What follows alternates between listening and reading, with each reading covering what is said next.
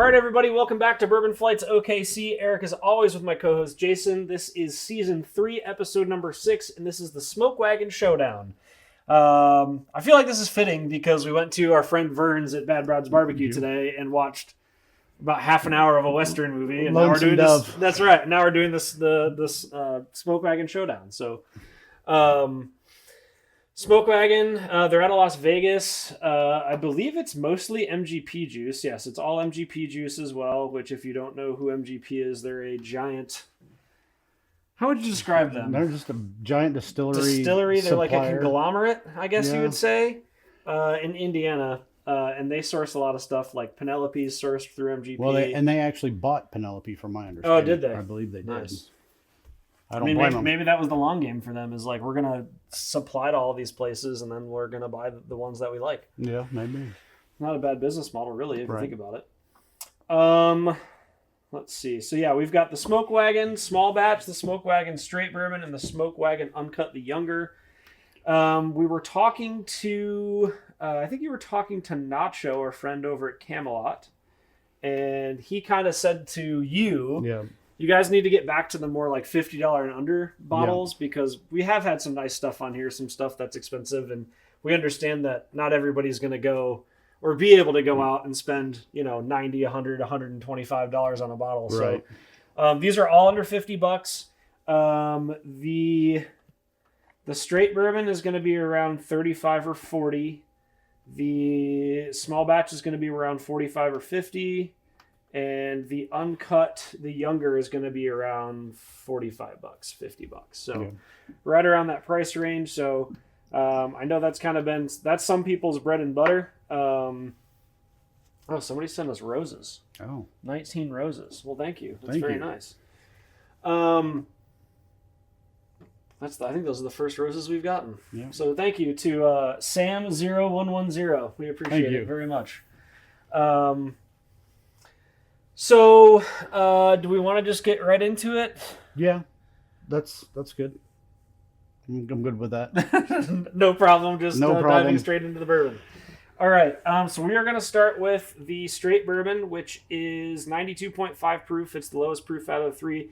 Again, this is a straight bourbon. It's from the Nevada H&C Distilling Co. These people also make High West, I believe, too.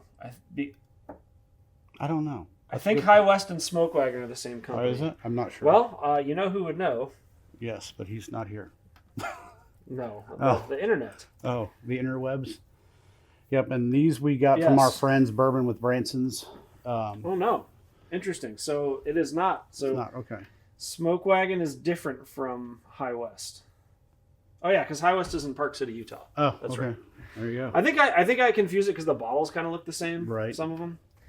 All right. Just forget everything I just said because I was completely wrong. Ryan says Uncut wins.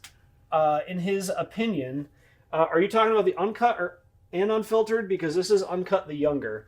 Which, as I just described to Jason, means it's younger than the the other one. Has nothing to do with like the younger gang or anything like that. Keeping with the country thing. No, that's right. Maybe I don't think so though. So again, this is straight bourbon, Nevada H&C Distilling Co., which they get their distillate from MGP.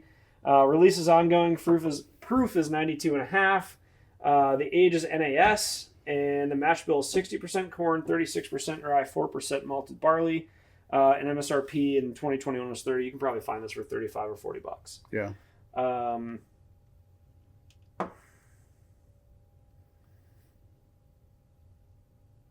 Not a lot on the nose. Sorry, I just spaced out for a second. All right, That's so this is A. Yeah, we're going with A. Here. Number A. I mean, not a lot on the nose. It smells like a bourbon. But it's just a real But it's light not hot. Like, there's no ethanol. And I don't know if the bottle's been open for a while. Yeah. But because this is one of the bottles you bought from Branson, right? Yeah. When he moved. Yep.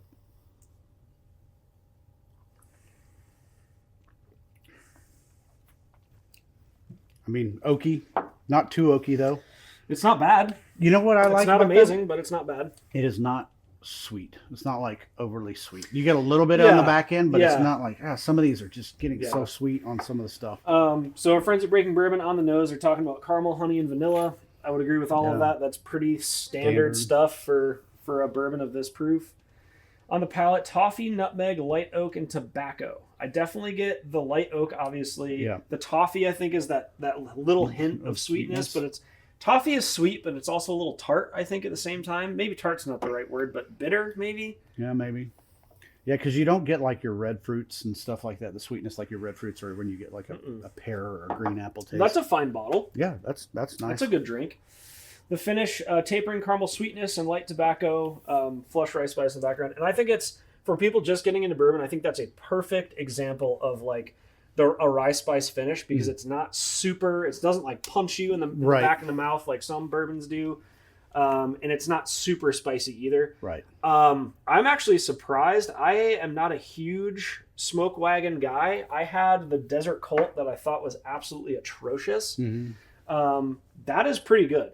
And again, this bottle's been open for a while, I'd imagine. So who knows what it is, neck pour. Yeah. But again, that's something we talk about on the podcast all the time too, is if you have something you open and you're like, I'm not sure, don't drink out of it for like a week or two and then come back to it, because it could make all the difference. Yeah, we've had a few that were that way. The one of the Doc Swinsons, or not Doc Swinsons, was it the Oak and Eden that we had that we didn't like originally? No, it was the Doc Swinson's Amberana. That's right. Because we did that Amberana episode. If you're an Amberana fan, we did a big Amberana blind, so go back and find that one. I wish I remembered. I think it was season 2. I think it was towards the end of season 2.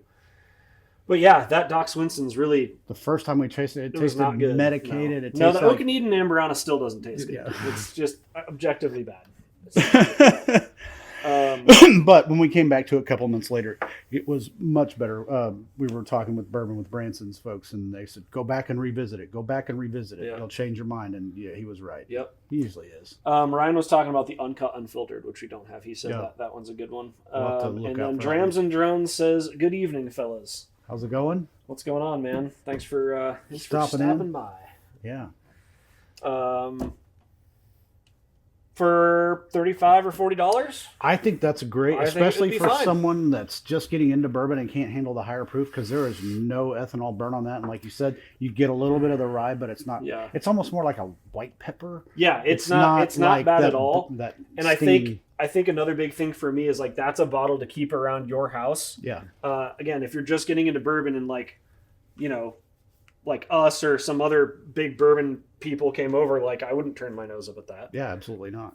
I think that's a good drink. Yeah, it's a good way to start too. Yeah. I mean, low proof. Yeah, warm easy up the to palate. drink.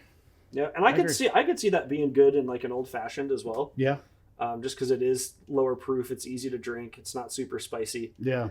Yeah. That's good. Yeah, that's honestly better than I thought it was going to be. I agree. Yeah. I agree. Next one, which is in the middle, the darker, and I really like this bottle, by the way. I think this is one of the cooler bourbon bottles. I don't know how much you can see, but they've got the other ones don't have it, I don't think. It's got the Smoke Wagon logo like inlaid into the glass. Yeah. And then it's also got like these... Like a medallion pressed into it. They're like roses? I'm just going to call them flowers because I don't know what they are, like that are raised off the glass. Really cool bottle. Really neat bottle. One of the cooler ones out there for sure. For sure. So this is the small batch. Again, straight bourbon from Nevada H&C Distilling Co. in Vegas. MGP juice. Release ongoing. This one's proofed at 100 and ages NAS. And the mash bill is 60% corn, 36% rye, 4% malted barley. So it's actually the same mash bill as the straight. Oh, it is? Okay. Mm-hmm. Exact same mash bill. And this MSRP is about $45. So this one has a sweeter smell to it. Mm-hmm. I would agree with that. Again, and less oak. I get a lot more oak off the straight bourbon than the small batch. I would agree with that. No ethanol, though. No, still. Kind of a boring nose, I'd say. Yeah, there's not. Even more boring than that, and there really wasn't a whole lot going on that nose either. Right.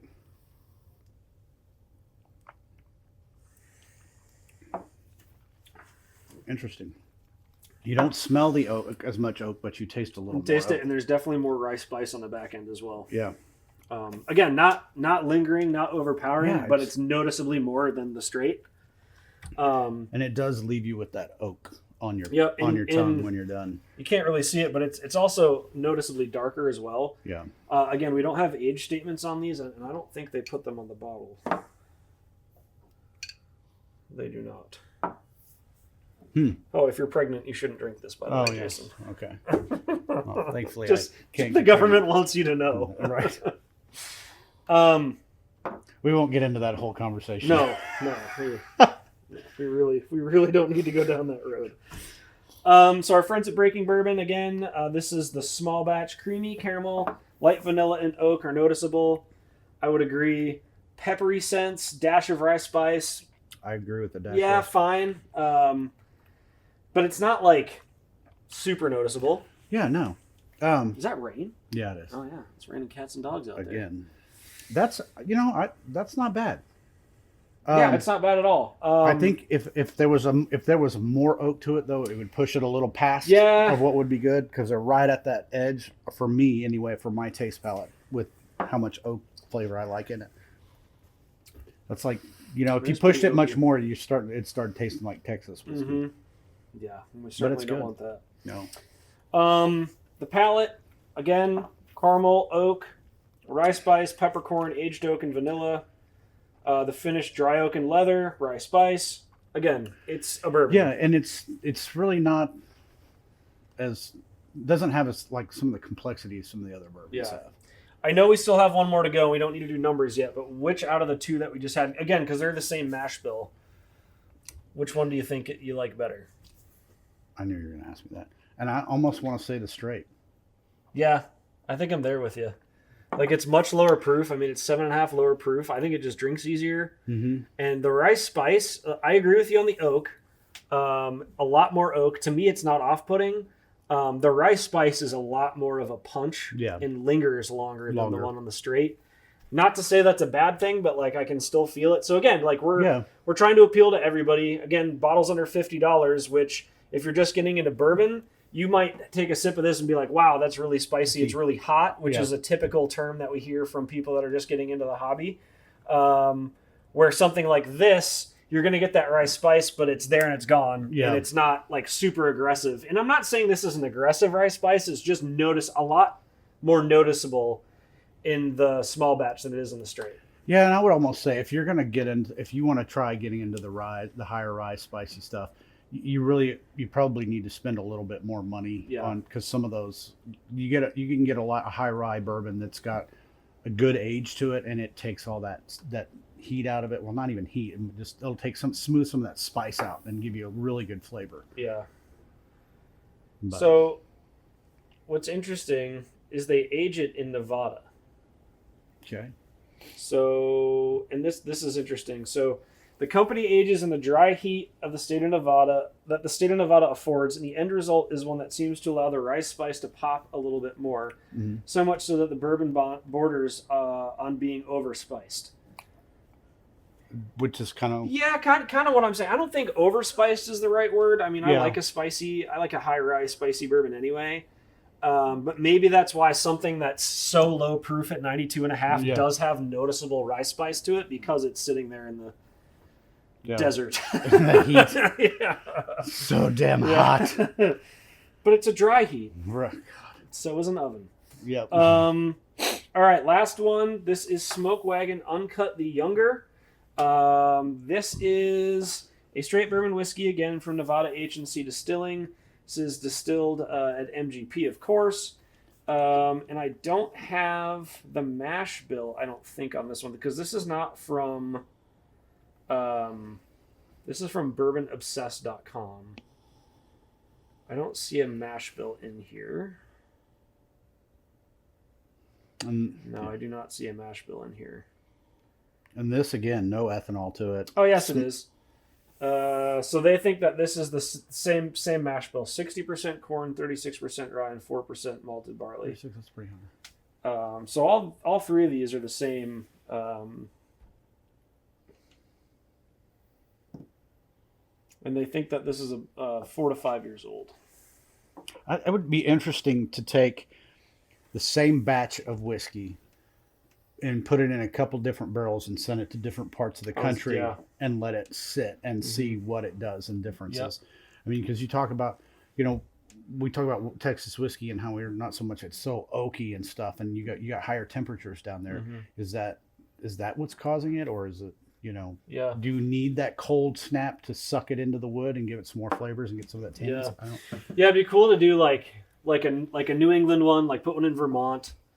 Or it might be better to do like Maine, like coastal Maine, because then you get like the sea water, sea air, I should say. And then do one like down in Florida or Georgia, where it's real hot. Do one like up in the mountains in Colorado. Do one Pacific Northwest where it's raining all the time, and then even do one like an Alaska one and a Hawaii one would be cool. Yeah, and just again, same mash bill, same thing. Just get 5 or 6 barrels and just send them to different places and let them sit there for a few years. It would be interesting. It'd be a good excuse to travel around and try them all the time. Oh, that's true. We could write it off. Right. Thank God you're a pilot. All right, you're really onto something. You're gonna pay yourself to fly.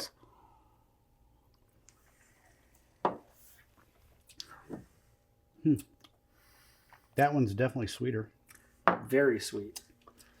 Almost off-puttingly so. Yeah. Interesting. Some water and try it again. Yeah, that's not a bad point. Very sweet.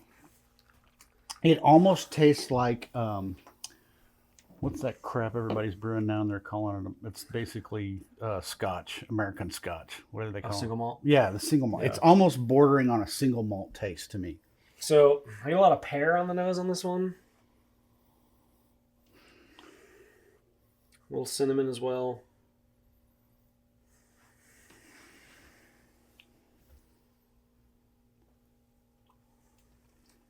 A lot of cinnamon in there too, on the palate.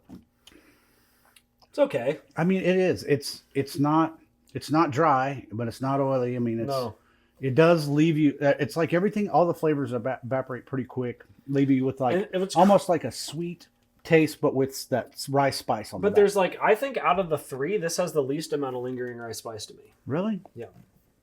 I don't know, man. This second one. This one had the most, I think. Yeah. This one and this one are pretty close to me. Yeah.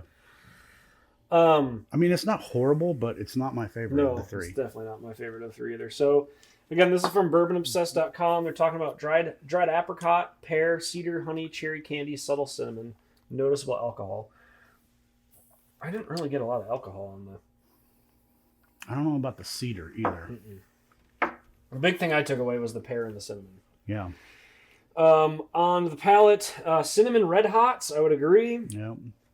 Simple syrup and light honey sweetness, oak and rye spices, noticeable heat, syrupy mouthfeel, cherry candy in the back, and light pear lingers. I don't think there's noticeable heat. I am getting a heart hug right now. Yeah, I got a little bit of heat right here. Yeah. That's it. Little heart hug for that one. But, I don't know, maybe that's the honey that... Because you know how the honey, when you put the liquor in the honey, like bourbon in a honey cask and take it out, it doesn't exactly taste like honey. It's almost like a sweetener taste. Yeah.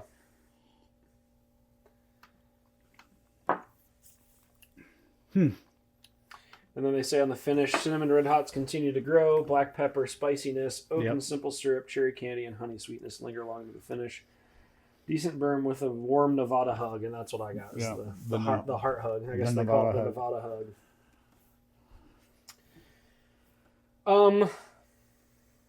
I don't know about this one. Yeah, I mean, I'm curious about the Uncut Unfiltered now.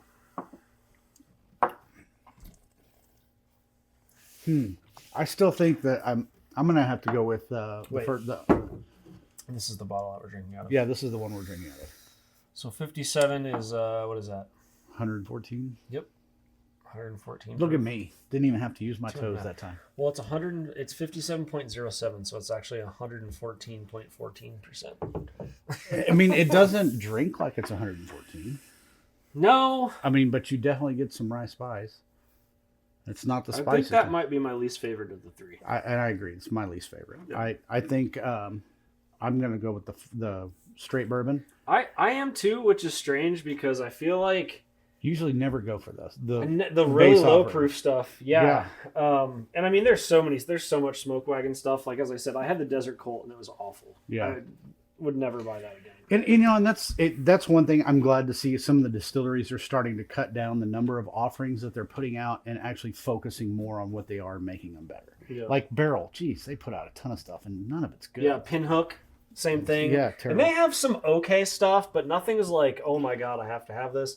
But then you have places like 1792 that they put out a decent amount of stuff. And not crazy amounts like Barrel or Pinhook, and everything they have is good. Yeah. Penelope, other than the white label, everything they make is good. Yeah. I would say, what's the other one besides Penelope in 1792? Well, my mind just went blank. It's all right. It happens. All right. Oh, so Green River. And Bardstown. Green River and Bardstown and like MGP. I mean, they have their own brand, but they also distill for other companies as well. Yeah. All right, so let's run through it then. The straight bourbon out of, or do you want to go the other way? I don't care. Let's work up to it. So the Uncut the Younger out of 10. I mean, give it a 6. I'm a 5.5. Yeah, it's not horrible, but it's not something I would go back to. I wouldn't go back to it.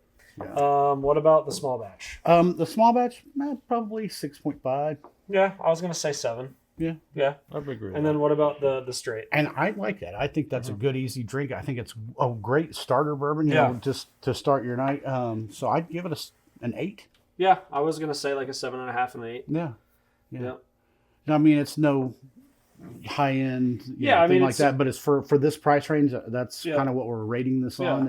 It's nothing to write home about. I just realized I didn't plug my laptop in, so let me do that. Well, hopefully we won't cease to operate here. That's right. But no, I mean, for what was it, $35?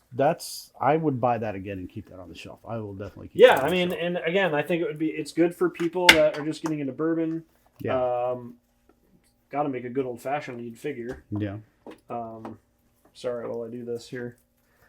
It'd be a real bummer. You're ruining the video. It'd be a real bummer to lose all the content, you know? Yeah, that wouldn't be the first time. So unprepared. Right. Well, it's because we broke everything down to go film at Vern's and Bad Brad's, and we got to race out of here before too long to go to the distillery. Yep. Oh yeah. Well, it's only 4. Oh, we got time. But well, all right. So let us know your comments, what you think about these. Yeah, if you've had any of these. Yeah. If you guys have bottles under $50 that you really like as well, I mean, we'll be happy to have them on the podcast. We're always looking for stuff that we haven't tried. Some good suggestions. And it's nice to have a good bottle that doesn't, break the bank. Yeah.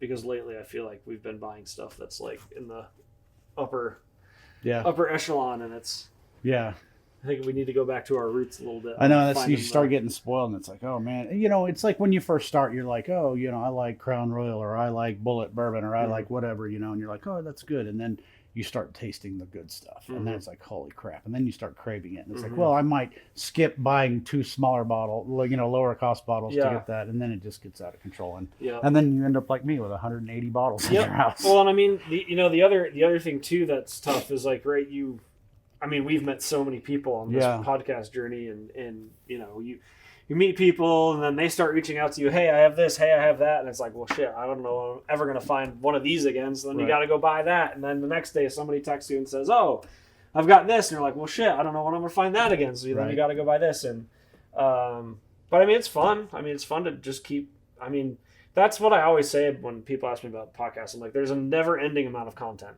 Yeah. Because, you go to like Whiskey Cabinet's a good example. That whole wall is rye and bourbon, right? Whiskey, and American whiskey. Yeah, it's incredible. Yeah, and Coffee Creek, they've been stepping up theirs and adding more stuff, and that's where I got that RD1, that maple. That's good. There is an RD1 Amberana that's an 8-year, supposedly. And I've not been able to find it, so I've been trying to find that. If that is true and you guys have seen it, let us know if that is something real there. It's hard to tell because people put out all kinds of crap, just to try to get. Their Amberana is I don't know if it's my favorite. It's definitely up there, though. That's one of my favorites. I really like the Dark Arts, but then again, that's a rye, so it's a little different. Yeah, but that's a good one. The Rio that you got is good. Yeah. That batch 25, I think it is. Yeah. Yeah, that's pretty good. Yeah. And that's like, shit, we've been looking. Last time I found it, the place here in Oklahoma City wanted $500 for it. Yeah. You got it for less than 100 with tax, I think. Yeah. So just under. Yeah. So. Do we have anything else for these folks? I don't. Any suggestions for the show, please drop them in there in the comments. We definitely need to definitely take a look into some stuff. Yeah, absolutely. Yeah, anything you think would make the podcast more fun, more, watchable. Obviously, the reason we do this isn't, for viewers, but it certainly helps. It helps support, what we do and what we're about. Website should be up soon. I gotta work on that this week. We have a ton of merch that we just need to get some merch and maybe that's what we'll throw up here is merch, and then people can be like, oh, I want one of those, or you know what I mean? And do it that way. But yeah, we're working with a company behind the scenes. We're not gonna announce anything yet to try to partner with some whiskey products that they make. Then they're great guy, great story behind his company, and some good products. Yep. Yeah, so, we've been talking to a lot of people, and it's just every couple of days, it seems like there's a new opportunity for us. So we really appreciate the support because obviously we can't do it if nobody watches. So and thanks for all the follows now. Yeah, it's incredible. We're well over 1,000. I think we're at like almost 1,200. And we more than doubled in like 10, 14 days. Yep. And so that was nice. It's nice to grow the community for sure. Yeah. I do have one last question. Do we want to put the straight in the infinity bottle? So, I mean, I have no problem with that. Okay. I definitely wouldn't put this one in. No, I wouldn't. I don't think I'd put that one in either. It's going to bring down the proof a little bit, which I don't know, might help a little bit, might not, but I was pleasantly surprised with this.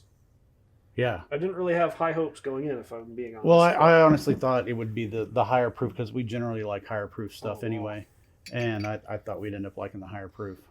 You spilled. Oh, I spilled a drop. Can't take you anywhere. Like how you had that ready, like you knew I was. Well, because I spilled when I was pouring. Oh, now the truth comes out. I don't think we've ever poured and not spilled. No. So, I think like back in the day we were way more careful about it, and now we just don't care. We're professionals now, so we don't care. Professional spillers. That's right. All right. You said you don't. Any questions else? Any questions from anyone? Comments, concerns? Nope. No, it's been pretty quiet. Yeah, well, thanks for tuning in. Yeah, appreciate everybody. You ready to end, my guy? Yeah, and one last thing. If you're in the Edmond area, go by Coffee Creek Wine and Spirits, then let them know you watch the podcast, and Kenny will give you a 10% discount. Yep, 10% off. Just mention Bourbon Flights OKC podcast. You got to show them that you're subscribed, I think, to the podcast, so make sure to hit the subscribe button on YouTube or, Facebook, Instagram, TikTok, whatever it is. We don't care. Yeah, and check them out. They got some good stuff coming. They do. Yeah, I got that RD1, as I said, in there, and that's some good stuff. Yeah.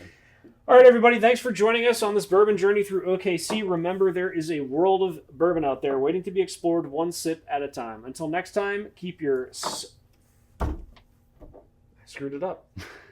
Until next time, keep your glasses full and your spirits high. Cheers. Cheers.